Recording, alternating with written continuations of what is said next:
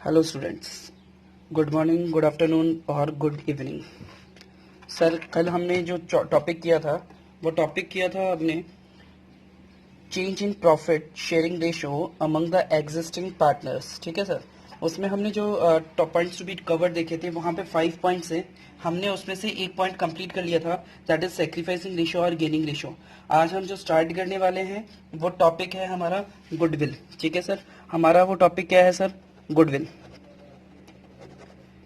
ठीक है sir, basically ये जो टॉपिक है गुडविल, इस गुडविल वाले टॉपिक में हमें 2 टॉपिक पढ़ने हैं सर।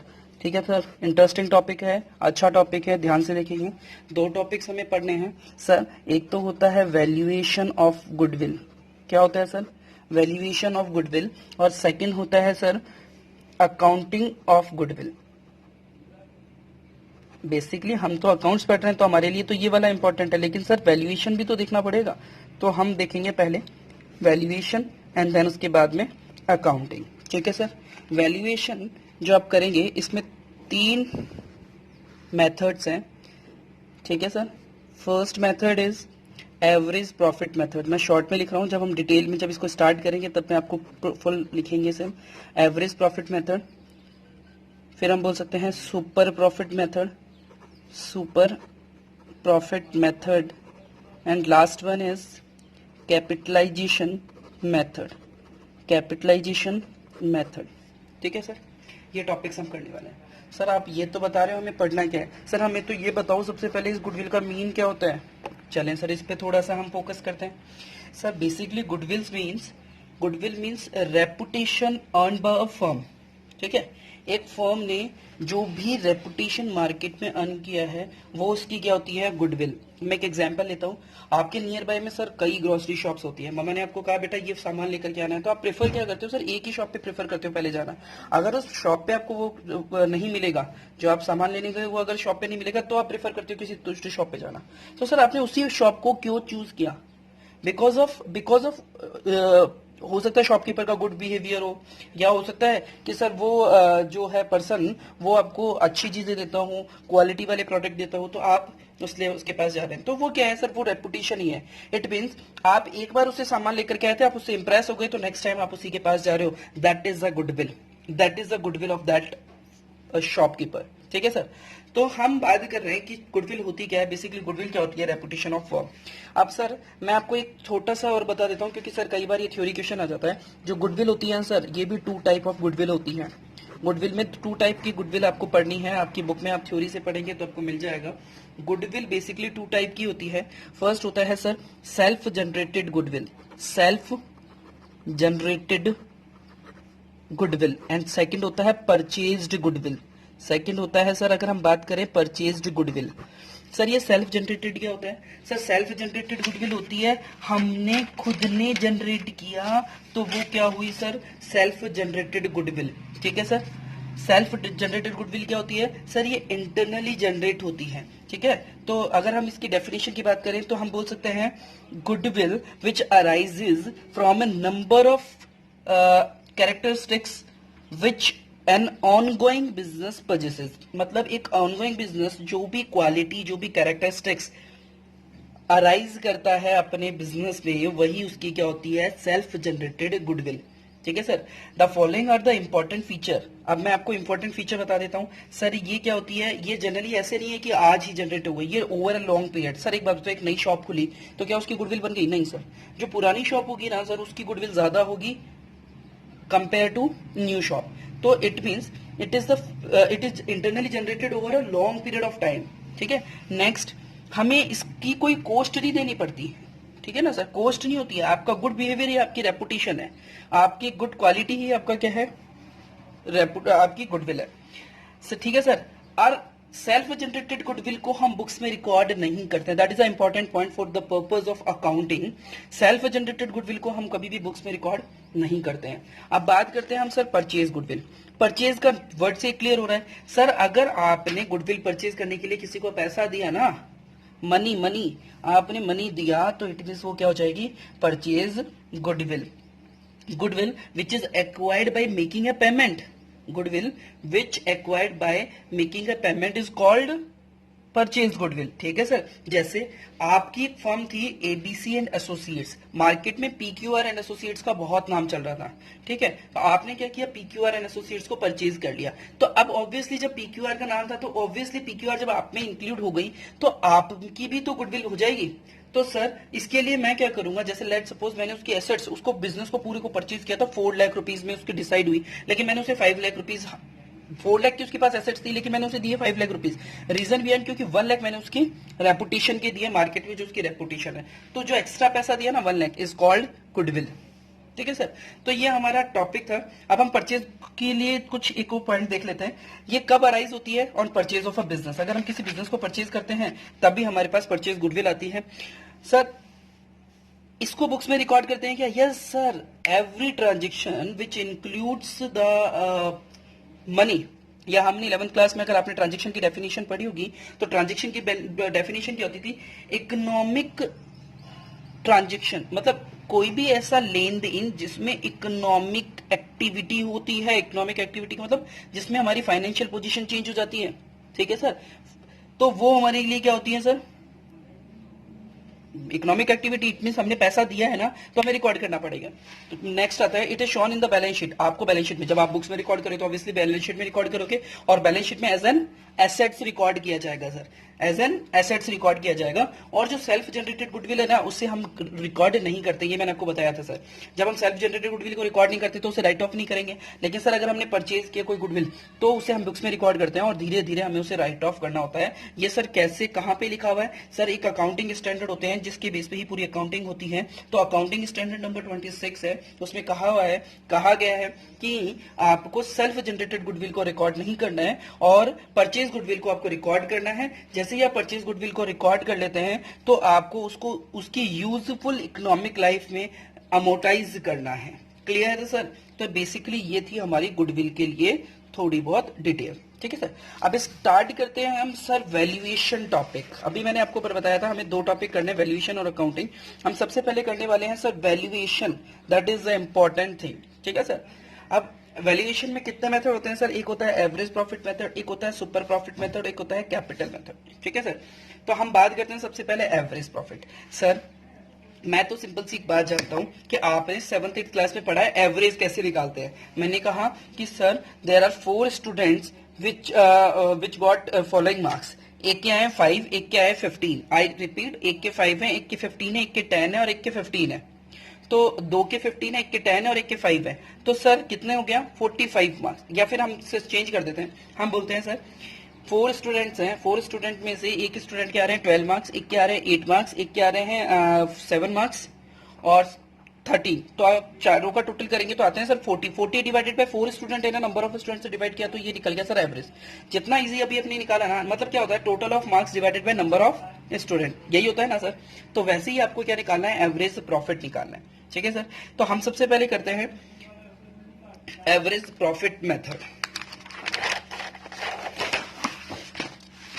सर हम सबसे पहले क्या करेंगे, एवरेज प्रॉफिट मेथड, ठीक है सर। अब सर एवरेज प्रॉफिट मेथड क्या होता है, मैंने अभी आपको बताया। इसमें गुडविल की कैलकुलेशन कैसे की जाती है सर। सबसे पहले हम देखते हैं goodwill is equals to number of years purchase, number of years purchase. ये आपको क्वेश्चन में हमेशा देगा क्या, नंबर ऑफ ईयर्स परचेज, ठीक है, मल्टीप्लाई बाय एवरेज प्रॉफिट। जैसे ही आपके पास एवरेज प्रॉफिट आएगा ना, उसको नंबर ऑफ ईयर्स परचेज से आप मल्टीप्लाई कर देंगे तो आपके पास गुडविल आ जाएगी। सबको टास्क यही तो है कि एवरेज प्रॉफिट कैसे निकालना है। एग्जांपल लेता हूं, आपके पास 2016, 2017, 2018, 2019, 2020 इन 4 सालों का मैंने आपको प्रॉफिट दिया। इसका प्रॉफिट है सर 50,000, इसका प्रॉफिट है सर 60,000, ठीक है सर। यहाँ प्रॉफिट है सर आपका 50,000, ठीक है सर। यहाँ पे प्रॉफिट है आपका सर 40,000 और यहाँ पे प्रॉफिट है सर आपका 1 लाख। ये सर आपका प्रॉफिट है, ठीक है सर। मैंने कहा एवरेज प्रॉफिट निकाले हैं। आप कैसे निकालेंगे सर एवरेज प्रॉफिट, आपको क्या करना है, सारे ऐड करने हैं, ठीक है सर। तो average profit is equals to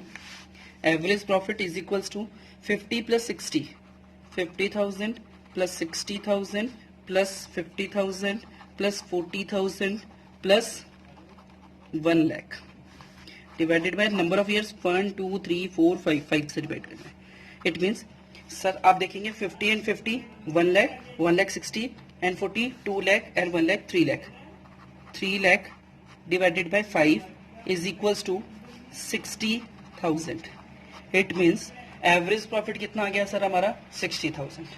ठीक है, मैंने कहा नंबर गुडविल कितने मतलब नंबर ऑफ ईयर्स परचेज कितना है, नंबर ऑफ ईयर्स परचेज है आपके पास लेट्स सपोज 3. तो इसका मतलब आपकी गुडविल कितनी हो जाएगी sir, goodwill is equals to 60,000 multiply by 3 that is 1,80,000. Okay sir, ये आपकी गुडविल आ गई. जितना इजी था सर उतना ही इजी आपके लिए टॉपिक है. लेकिन सर अब क्या होगा, ये तो आपने बेसिक निकाल लिया. लेकिन सर कई बार क्या होता है कुछ ये जो प्रॉफिट्स आपने लिखे ना, ये प्रॉफिट्स आपको जो गिवन है, इस प्रॉफिट्स में कुछ एबनॉर्मल गेन और एबनॉर्मल लॉस इंक्लूड होते हैं. सर एबनॉर्मल नॉर्मल का मतलब क्या होता है, सर एक बिजनेस है, उस बिजनेस में हमने सेल ज्यादा कर दिया और हमारे को प्रॉफिट हो गया, तो that is a normal circumstances ना सर. हमने बिजनेस ही किस लिए किया है, सेल परचेज करने के लिए. लेकिन सर एक लॉटरी लग गई, लॉटरी में हमने 3 लाख रुपए जीत लिए, तो 3 लाख रुपए हमने एक बार जीत लिए, तो ये बार बार जीतेंगे क्या, बार बार लॉटरी खुलेगी हमारे? नहीं सर, ऐसा पॉसिबल नहीं है. तो ये 3 लाख का जो प्रॉफिट है ना, ये एबनॉर्मल गेन हो गया. ठीक है सर. ऐसे ही किसी ईयर में ऐसा हो गया कि कोई फायर अगर हो गई बिजनेस में और हैवी लॉस हो गया, तो हर साल थोड़ी ना होगा. तो सर जो ये इफेक्ट होते हैं एबनॉर्मल लॉस और एबनॉर्मल प्रॉफिट के, इनको हमें नलीफाई करना होता है, इनके इफेक्ट को. तो सर सिंपल सी बात है, अगर एबनॉर्मल गेन होगा तो वो प्रॉफिट में इंक्लूड होगा, आपको क्या करना है उसे लेस. कोई एबनॉर्मल लॉस है वो ऑलरेडी लेस हुआ होगा, आपको क्या करना है उसे ऐड. ये सर एबनॉर्मल लॉस और एबनॉर्मल गेन ये आपको बुक में देगा सर, ये आपको बुक में देगा. ठीक है, कुछ नंबर ऑफ टॉप जो एडजस्टमेंट है वो ये और भी हो सकते हैं. जैसे सर मैंने कहा अभी आपको कहा कि एक तो होता है एबनॉर्मल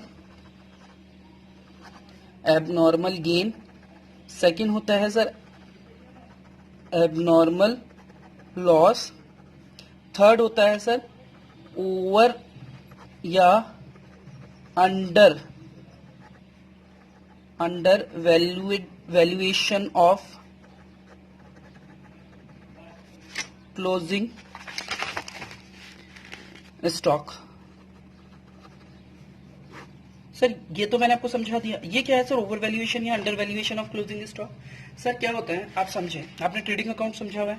सर अगर आपने ट्रेडिंग अकाउंट को अच्छे से देखा होगा तो क्रेडिट साइड ज्यादा होने से हमारा प्रॉफिट क्या हो जाता है ज्यादा, और क्रेडिट साइड अगर कम होगी तो हमारा प्रॉफिट भी क्या हो जाएगा कम, क्योंकि क्रेडिट साइड क्या होती है सर इनकम साइड. और सर हम बात करें डेबिट साइड, अगर डेबिट साइड ज्यादा है तो हमें प्रॉफिट कम होगा, और अगर डेबिट साइड कम है, टोटल कम है, तो हमें क्या होगा सर प्रॉफिट होगा, क्योंकि डेबिट साइड क्या होती है सर एक्सपेंसेस है. तो सिंपल एक्सपेंसेस कम होंगे तो प्रॉफिट बढ़ेगा और इनकम ज्यादा होगी तो प्रॉफिट बढ़ेगा. तो सर मैंने आपको कहा फर्स्ट केस लेते हैं हम ओवर वैल्यूएशन. तो समझे, मैंने कहा क्लोजिंग स्टॉक को मैंने ओवर वैल्यू कर लिया 10,000 से. इस साल मैंने क्लोजिंग स्टॉक को ओवर वैल्यू कर लिया 2015 में. एग्जाम्पल मैं बता रहा हूं आपको, आपने 2015 में जो क्लोजिंग स्टॉक था, क्लोजिंग स्टॉक को आपने ओवर वैल्यू कर लिया. सर मैं फिर रिपीट कर रहा हूं, 2015 में आपने क्लोजिंग स्टॉक को ओवर वैल्यू कर लिया सर, ओवर वैल्यूड कर लिया. इसका मतलब आपने क्रेडिट साइड में, क्लोजिंग स्टॉक कहां आता है क्रेडिट साइड में, आपने क्रेडिट साइड को ज्यादा दिखा दिया, आपने यहाँ पे क्लोजिंग स्टॉक को ज्यादा दिखा दिया, तो आपका यहाँ प्रॉफिट क्या हो गया सर, यहाँ प्रॉफिट क्या हो गया, ये भी इंक्रीज हो गया. It means sir closing stock ज्यादा हुआ, प्रॉफिट ज्यादा हो गया, तो इट मीन्स ये क्या है एबनॉर्मल. इसे क्या बोलेंगे हम एबनॉर्मल प्रॉफिट. तो हम इसे हटा देंगे सर. तो हम यहाँ पे क्या कर देंगे, इससे रेस्पेक्टिव इस साल का जो प्रॉफिट होगा 2015 का जो प्रॉफिट होगा, इस 2015 के प्रॉफिट में से इस एबनॉर्मल प्रॉफिट को हम क्या कर देंगे, लेस कर देंगे. ठीक है सर. अब हम बात करते हैं सर, एक बार बताओ, जो क्लोजिंग स्टॉक था इस साल वो 2016 का क्या ओपनिंग स्टॉक नहीं होगा, होगा ना सर. सर आपने ओपनिंग स्टॉक ज्यादा दिखा दिया, इसका मतलब जब यहाँ पे क्लोजिंग स्टॉक ज्यादा था तो यहाँ का ओपनिंग स्टॉक भी तो ज्यादा हो गया. सर अगर यहाँ ओपनिंग स्टॉक ज्यादा हो गया, इसका मतलब डेबिट साइड इंक्रीज हो गया, इट मीन सर हमारा प्रॉफिट जो आता है वो क्या हो गया, कम हो गया. तो इट मीन्स हम क्या करेंगे सर, 2016 के प्रॉफिट को हम इंक्रीज कर देंगे. इसका मतलब हम क्या कर देंगे सर, ऐड कर देंगे 2016 के प्रॉफिट में. आ गई बात समझ में? और ज्यादा अच्छे से समझ में आएगा जब हम अभी क्वेश्चन करेंगे, ठीक है सर। सेल अगर यहाँ पे अंडर वैल्यू हो जाता तो इसका मतलब सर प्रॉफिट कम हो जाता, प्रॉफिट कम हो जाता तो हम क्या कर देते हैं, यहाँ पे ऐड कर देते, और यहाँ पे क्लोजिंग स्टॉक कम हो गया, इसका मतलब ओपनिंग स्टॉक कम हो गया, और ओपनिंग स्टॉक कम हो गया, डेबिट साइड कम हो गई, तो प्रॉफिट इंक्रीज हो गया, प्रॉफिट इंक्रीज हो गया तो हम यहाँ पे क्या कर देते सर, माइनस कर देते, ठीक है सर। अभी हम जब क्वेश्चन करेंगे और भी अच्छे से समझेंगे, ठीक है सर। चले अब हम एक क्वेश्चन ले ही लेते हैं सर बुक से। Illustration number 3, illustration number 3 sir बहुत ज्यादा इजी है, जैसा अभी मैंने आपको एग्जांपल लेकर के करवाया था वैसा आपका क्वेश्चन है। मैं आपको इलस्ट्रेशन नंबर 3 होमवर्क में दूंगा सर। इलस्ट्रेशन नंबर 3 आपको होमवर्क में करना है सर। इलस्ट्रेशन 3 आपका होमवर्क है जो कि मैं आपको सेंड करूंगा अभी आपके व्हाट्सएप ग्रुप में, ठीक है सर। हम बात करते हैं क्वेश्चन इलस्ट्रेशन नंबर 4 जो कि हम बात करेंगे नेक्स्ट क्लास में। Okay okay sir, thank you so much.